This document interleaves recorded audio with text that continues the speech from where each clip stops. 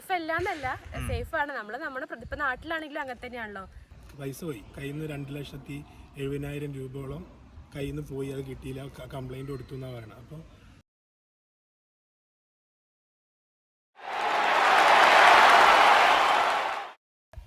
ശരിക്കും ഈ ഒരു സ്ഥലത്ത് നമുക്കറിയാം UK എന്ന് പറയുന്ന രാജ്യത്തിൽ മൊത്തത്തിലാണെങ്കിലും നല്ല സ്കാം ഉള്ളൊരു രാജ്യമാണ്.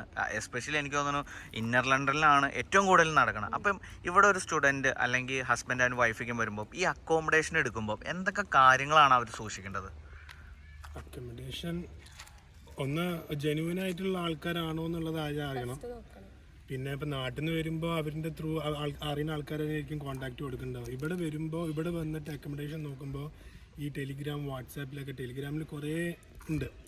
അപ്പോൾ അതിലിപ്പോൾ ഈ അടുത്തന്നെ നമുക്ക് അറിഞ്ഞത് അതേപോലെ ഗ്രൂപ്പ് നോക്കി നമ്പർ കിട്ടി, വിളിച്ചു.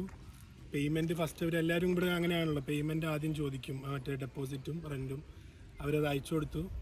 പിന്നെ ആളുടെ ഒരു അഡ്രസ്സും ഇല്ല, പോയി പൈസ പോയി. കയ്യിൽ നിന്ന് 2,70,000 രൂപയോളം കയ്യിൽ നിന്ന് പോയി. അത് കിട്ടിയില്ല, കംപ്ലൈൻറ്റ് കൊടുത്തു എന്നാണ് പറയുന്നത്. അപ്പോൾ ജെന്യുവൻ ആയിട്ടുള്ള ആൾക്കാർ വേണം കൂടുതലും. അങ്ങനെ അത് ഒന്ന് അങ്ങനെ മൗത്ത് ടു മൗത്ത് അറിയുന്ന ആൾക്കാരാകുമ്പോൾ ഒരു അക്കോമഡേഷൻ വേഗം കിട്ടും. നല്ലതാണ്, കുഴപ്പമില്ല.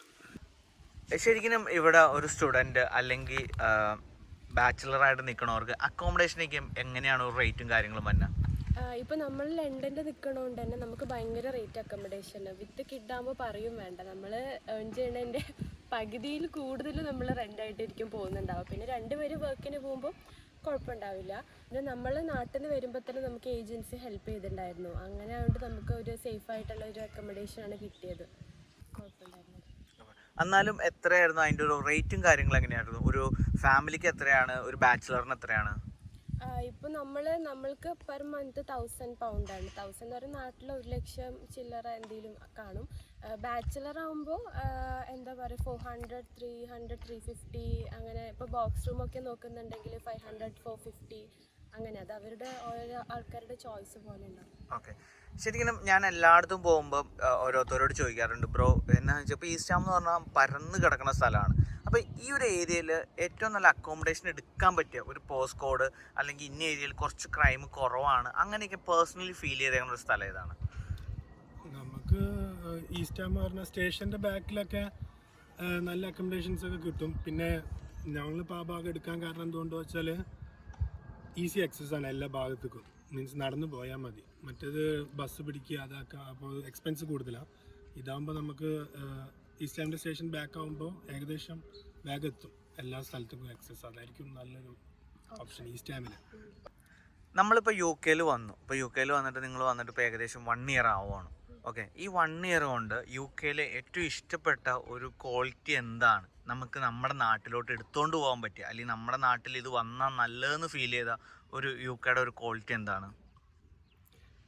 എനിക്ക് പേഴ്സണലായിട്ട് തോന്നിയിട്ടുള്ളത് ഇവിടെ എന്ത് ജോലി നമ്മൾ ചെയ്താലും നമുക്ക് ഒരു റെസ്പെക്റ്റ് ഉണ്ട്. അതിന് പുറമെ തന്നെ അതിനായിട്ടുള്ള ഒരു മിനിമം വേജ് ഉണ്ട്. നാട്ടിലാകുമ്പോൾ അങ്ങനെ ഇല്ലല്ലോ. എന്തിനും ഒരു സ്റ്റാൻഡേർഡ് എല്ലാവർക്കും അത് വേണം. ഒരാൾക്ക് മിനിമം വേജ് ഇത്ര കൊടുക്കണം എന്ന് നിർബന്ധമാണ്. അപ്പോൾ ഇപ്പോൾ ഈ കഴിഞ്ഞ ഏപ്രിൽ അത് 11 ആക്കിയിട്ടുണ്ട്. അത് നേരത്തെ 10.45 അങ്ങനെ എന്തായിരുന്നു. അപ്പോൾ അത് ഇപ്പോൾ ഒരു 18+ ഒരാളാണെങ്കിൽ അവർക്ക് ആ വേജ് മണിക്കൂറിൽ എന്തായാലും കിട്ടിയിരിക്കും. അത് ഒരു നല്ലൊരു കാര്യമായിട്ട് തോന്നിയിരിക്കണം. നാട്ടിലാകുമ്പോൾ അതിപ്പോൾ ഒരു സാധാ ഒരു വർക്കാണെങ്കിൽ അവർക്ക് ഇത്ര ശമ്പളം ഉള്ളൂ എന്ന് പറയും. അങ്ങനെ ഒരു ക്വാളിറ്റി ഇവിടെ തോന്നിയിട്ടുണ്ട്. ഓക്കെ. ഒരു UKയുടെ പ്ലസും മൈനസും പറഞ്ഞാൽ എന്ത് പറയും? മൈനസ് ആണെന്നുണ്ടെങ്കിൽ ഭയങ്കര എക്സ്പെൻസ് ആണ് ലണ്ടൻ ആകുമ്പം. പിന്നെ കുറച്ച് ഇപ്പോൾ കൂടിയിട്ടുണ്ട് ഈ ക്രൈമും കാര്യങ്ങളൊക്കെ, റോബറി, അതെനിക്ക് തോന്നിയിട്ടുണ്ട്. പ്ലസ് പറയുന്നുണ്ടെങ്കിൽ പ്ലസും കുറേ ഉണ്ട്. നമുക്കിപ്പോൾ നാട്ടിലിരുന്നിട്ട് ഇങ്ങോട്ട് വരുമ്പോൾ ഭയങ്കര ചേഞ്ച് ആയിരിക്കും. ഫാമിലി ക്വാളിറ്റി, അതുപോലെ ഇവിടുത്തെ കാര്യങ്ങളൊക്കെ നമ്മൾ പഠിക്കുക, ഇൻഡിപെൻഡൻ്റ് ആവുക, അതൊക്കെ എനിക്ക് കുറച്ച് പ്ലസ് ആയിട്ട് തോന്നിയിട്ടുണ്ട്. പിന്നെ എനിക്ക് തോന്നുന്നത് സ്റ്റാൻഡേർഡ്. ഇപ്പോൾ മോനാണെങ്കിലും ഇവിടെ വന്ന സമയത്ത് ഇവിടെ എല്ലാവരും സോറി, താങ്ക് യു, വെറുതെയെങ്കിലും പറയും. അത് ശ്രദ്ധിച്ചിട്ടില്ലേ? നമ്മൾ പാസ് ചെയ്ത് അടുത്ത് കൂടെ പോകുമ്പോൾ അവർ മാറിത്തരും. അത് കണ്ടിട്ട് മോനടക്കം ഇപ്പോൾ വെറുതെ ഒരാൾ അടുത്ത് വന്നാൽ തന്നെ താങ്ക് യു അല്ലെങ്കിൽ സോറി, അത് സ്റ്റാൻഡേർഡ് ആണത്. അങ്ങനത്തെ ഒരു പ്ലസ് പോയിന്റ് എനിക്ക് ഇവിടെ തോന്നിയിട്ടുണ്ട്. അത് ആൾക്കാരുടെ കൾച്ചറാണത് ഇവിടുത്തെ. പിന്നെ നെഗറ്റീവ് നെഗറ്റീവ് എന്ന് പറഞ്ഞാൽ അതേപോലെ റോബറി കാര്യങ്ങളും നമുക്ക് ഇതുവരെ അങ്ങനെ ഉണ്ടായിട്ടില്ല. പക്ഷെ ഇങ്ങനെ മറ്റുള്ള ആൾക്കാർ പറയണതൊക്കെ വെച്ച് നോക്കുമ്പോൾ അങ്ങനെ ഫീൽ ചെയ്തിട്ടുണ്ട്. കുറച്ച് കൂടിയിട്ടുണ്ട് ഇവിടെ എന്നുള്ളത്. സേഫ് അല്ല എന്നല്ല, സേഫ് ആണ്. നമ്മുടെ ഇപ്പൊ നാട്ടിലാണെങ്കിലും അങ്ങനെ തന്നെയാണല്ലോ, സെൽഫ് നമ്മൾ പ്രൊട്ടക്ട് ചെയ്യുക. അതന്നെ. UK വന്നിട്ട് ഏറ്റവും കൂടുതൽ മിസ് ചെയ്യണ ഒരു സംഭവം എന്ന് പറഞ്ഞാൽ എന്താണ്? എനിക്ക് എൻ്റെ പാരൻസിനെ മിസ് ചെയ്യണം. എനിക്ക് പിന്നെ നമ്മള് വീട്ടില് ഇരിക്കുക, ഫാമിലിന്റെ കൂടെ ഉള്ള ഗെറ്റ് ടുഗെദർ, ആ പെരുന്നാള് ഫങ്ഷൻസ് അങ്ങനെയൊക്കെ വരുമ്പോ നമ്മള് 3 പേര് മാത്രമേ ഉണ്ടാവുള്ളൂ. ഇവിടെ നാട്ടില് പറഞ്ഞാല് തലേന്ന് തന്നെ പരിപാടികൾ കാര്യങ്ങൾ തുടങ്ങും.